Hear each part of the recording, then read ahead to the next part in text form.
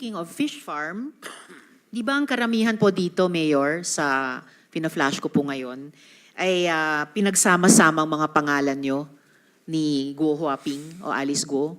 Tingnan nyo po, AC Aqua Farm, D Aqua Farm, Lixel Fish Farm, Dongguo Fish Farm, Guko Aqua Farm. Madam Chair, Yes, yung SP Pro AC, Tempore. I think stands for Alice and Kalugay. Very possible, SP Pro Tempore. Ha? Yung D Aqua Farm, Dong. Lixel, Alice, LIC, and Liceldo. Donggo, Dong, and Go. Tinalo nyo pa si Dong yan, ha? Guko. Ha? Siguro stands for Go and Kalugay. Oh. Madidinay mo pa ba ito? Wala po kung ganyang negosyo po, Your Honor. Sinungaling to. Hindi po ako Sino itong si nagsisinungaling, Your Efren Honor. Singeo? Ha? Sino to? Mayor? Hindi ko po naintindihan po, Your Honor. Oh, Cheryl Medina. Oh, Si- Cheryl. Cheryl Medina. Si Ate Chi po yan. Oh, Cheryl. Sana? Okay. Ikaw ba may-ari ng D Aqua Farm? In-apply ko po yan dati, Your Honor. I am asking you, are you the owner? Wala po kasi. It says Hindi here po. in the... It's not operating, Your Honor. Maliwanag na ano, ini-endorse pa ng mayor mo. Your Honor, wala pong nag-operate na Sa Sangguniang ganyan. Bayan. Ha? Hindi po natuloy, Your Honor. What do you mean hindi natuloy? Kasi nung malaman ko na hindi pala pwede ang empleyado na magkaroon ng business na ganyan, hindi ko na po tinuloy yun. But your mayor, yung si Mayor Mayor ano ba? Kalugay, endorsed it to these members of the Sangguniang Bayan in your own town. Oh, At Sa- saka Miss Cheryl, yung isang unit dyan, kung saan nakalagay kayong owner ng 15 units, yung isang unit, ang halaga ay 2 milyong piso. Kaya nga so po, 15. Is- Miss Cheryl, so may 30 million pesos ba kayo para dyan? No, Your Honor. Isang unit lang po sana yung susubukan namin. Kaso po, hindi po pwede ang empleyado, kaya hindi po natuloy. Hindi pwede ang empleyado sa isang unit. Nailagay Hindi pa po. kayong owner ng 15 units. Paano po nangyari yan? Application lang po yan, Your Honor. what do you mean?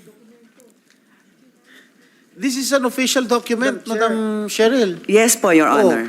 And the SP Pro Tempore and Sen Joel, ang nagre-request pa dito, respectfully endorse the application, ay si Mayor Kalugay din.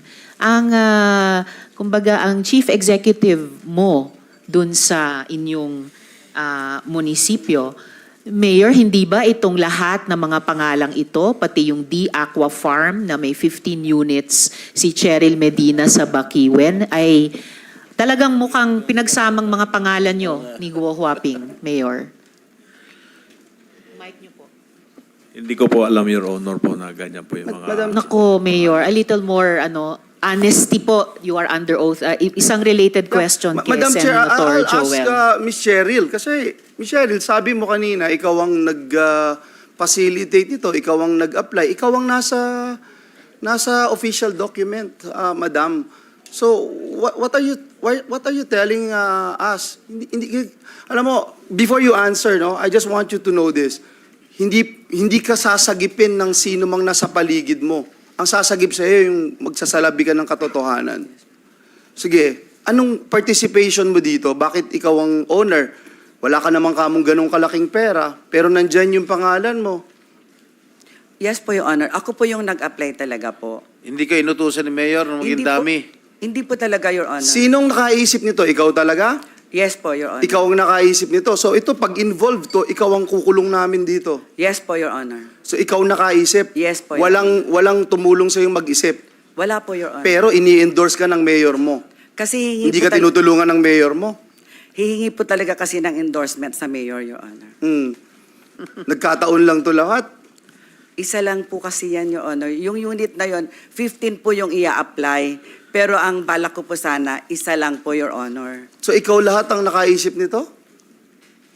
Hindi, yung sa akin lang po, I'm speaking for myself. At itong lahat na ito, hindi mo kilala itong mga Efren, Rowena Cruz, Arlene Pantaleon, Kent Ku, wala kang kilala Hindi, dyan? wala po kayo. Senator Joel, bago natin Sige po. iwan yung D Aqua Farm, Ms. Cheryl, hindi po natapos sa application lang na endorse ni Mayor Kalugay. Meron pong kopya ang komite ng DTI na certification na D Aqua Farm is issued to Cheryl Ordoña Medina, dated June 14, 2022. Pirmado pa ng dating DTI Secretary Lopez. So ito po'y na-issuehan ng certificate ng DTI. So hindi po hanggang application lang, naaprubahan ng DTI. Yes po, Your Honor. Ako po yung nag-apply talaga. Hanggang DTI, hanggang fishery privilege pa nga po umabot po ako, Your Honor. Yes, and alam naman ng lahat ng empleyado sa gobyerno, let alone opisyal sa gobyerno, alam nyo bilang senior staff, hindi talaga pwede mag-apply, ma-issuehan ng certificate kung kayo ay government employee, ni sa isang unit, ni sa maraming unit. May kopya din po kami mula sa Office of the Sangguniang Bayan ng Suwal, Resolution number 2022-243, granting a provisional fishery privilege to D Aqua Farm for year 2022 for 15 units at Barangay Bakiden. Signed ni Wilma Asuncion, Secretary to the Sanggunian. So hindi po naiwan sa isang application. May at least 2 pang signed documents mula DTI at mula mismo sa inyong Sangguniang Bayan. Ang date po ay 5th day December 2022. So after itong June, na-issuehan ng certificate in your name para sa D Aqua Farm ng DTI, half a year later, maandar pa yung proseso. Resolution po ng Sangguniang Bayan. So inyong po talaga ito in at least 3 documents we've presented so far, Ms. Cheryl. Yes po, Your Honor. So, and Madam Chair. kanina sabi nyo, alam nyo, hindi pwede ni isang unit. Pinagpatuloy pa rin ninyo. SP Pro Tempore. Madam Chair, I move that we require her to submit her salad before this committee. Yes, thank you, SP Pro Tempore. The chair was about to ask you, Ms. Cheryl, kung itong The Aqua Farm ay nasa SALN ninyo, pakisubmit nyo yung mga SALN ninyo sa the last several years dito sa aming komite. Can you do that? Yes, SP Chair, Pro when she Tempore. started working for the government, Anong taon nga po kayo nagsimula kay Mayor Kalugay? Year 2020 po ba yon? From 2019 the last yun. hearing?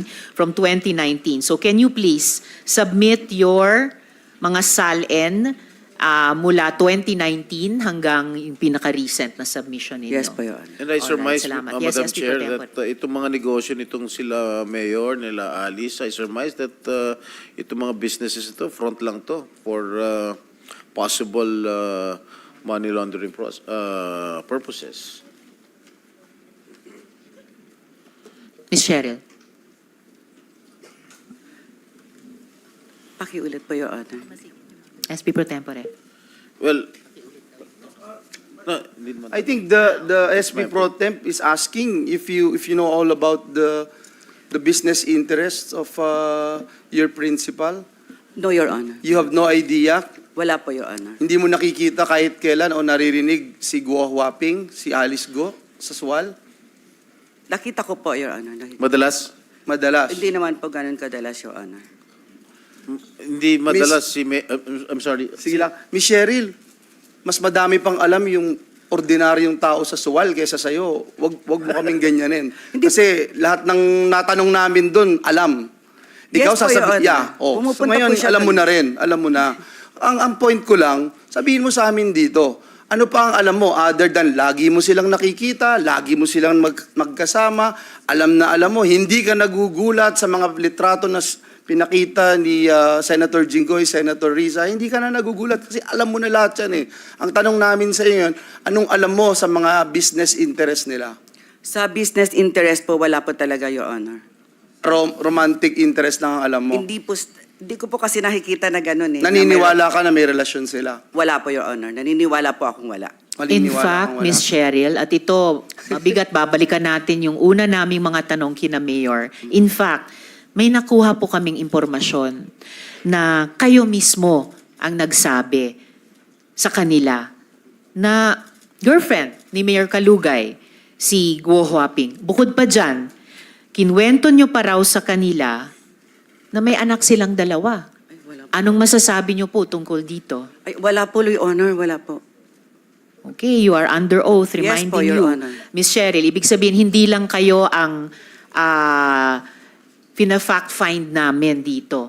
Marami pa pong nagsasalita at corroborate namin. And for the record, Miss Cheryl, hindi kayo ang target namin, ha? Gusto naming tukuyin kung kayo ay ginawang dummy ni Mayor Kalugay. Pero madadawit po kayo kahit sa alam naming ginawa nila kung hindi kayo magsasabi ng Madam totoo Chair, sa if I amin. may just Senator continue, Joel. just one last. Miss Cheryl, nung una gusto ka namin dahil akala namin magsasabi ka ng totoo. But just to tell you frankly, no, pati ikaw talagang madidiin ng gusto dito. If you're saying na wala kang alam, wala silang relasyon whatsoever, sige, panindigan mo ngayon to. Bakit ikaw ay tumawag at tumutulong para maghanap ng abogado na magnonotaryo na nandito si Guo Huaping o si Alice Guo kahit alam nyo na wala siya? Bakit ikaw tatawag ng ganun? Kung totoo na wala naman, magkaibigan lang, regular lang na magkaibigan, yung principal mo, si Mayor Liseldo at si Alice Guo.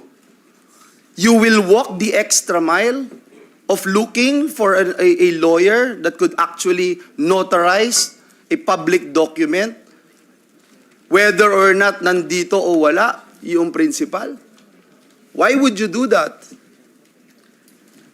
Miss Cheryl, Nagtalong lang po kasi sila, Your Honor. sinong Parang- sila? Si Kat po. Yon. So at least ito yung unang totoong sinasagot nyo sa amin ngayong hearing. Tinawagan kayo ni Kath Yes po. para maghanap ng notaryo para sa affidavit ni Guo Huaping. Bakit feeling nyo obligado kayong sumunod pagbigyan yung hiling ni Miss Kath? Hindi po. Tumawag po kasi siya. Ang sabi lang niya sa akin, naghahanap sila ng lawyer na magnonotaryo. Kasi wala daw silang makita na magnotaryo. Parang ganun. Sa buong Hindi ko, basta Bamban, wala silang makitang abogado? Bakit sa lahat ng Oh, chief assistant ng mayor, hindi lang sa Tarlac, sa Pangasinan pa, bakit sa inyo tumawag si Miss Kath? At bakit feeling nyo obligado kayong tulungan siya sa hiling niya? Hindi ko din po alam, Your Honor. Basta ang Ito- sabi lang po, kung pwede, kung merong kilala, sabi ko walang kilala sa SWAL. Don't Miss- fool us, Miss Cheryl. Kath. Don't fool us. Oo, Miss Kath. Kilala mo, alam mo Sen. na Joel. gustong gumawa ng kalokohan ito. Alam mong gustong gumawa ng kalokohan ito. Nagdirekomenda ka ng abogado na po pwedeng gumawa ng kalokohan nila.